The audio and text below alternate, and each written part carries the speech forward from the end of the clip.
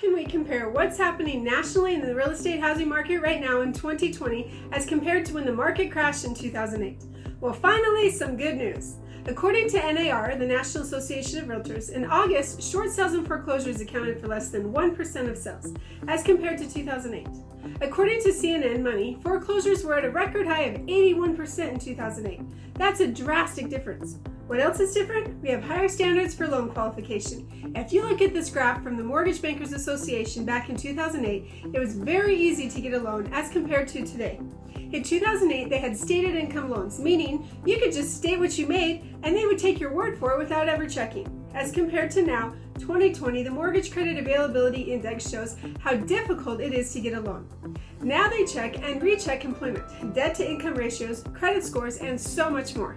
Let's explore what other scenarios make 2008 so different than today. Well, we had a surplus in housing back in 2008. There were more homes for sale than there were buyers, and now we have a shortage of inventory.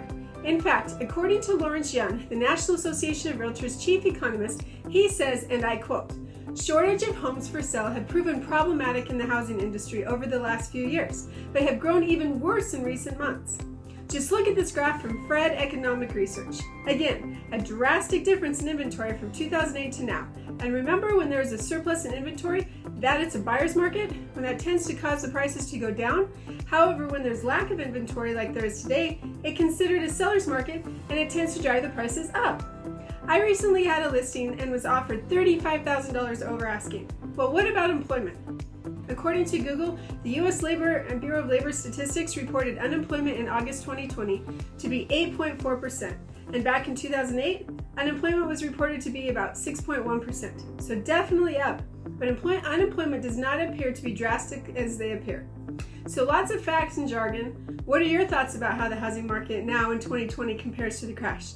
In my opinion, it's all of the factors that led to a significant decline of housing prices are very different as compared to today.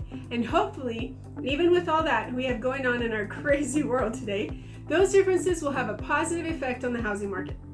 Always here to help, and please feel free to reach out to us here at Shocker Properties for any of your community or real estate needs. And be sure to make it a great home buying and selling day.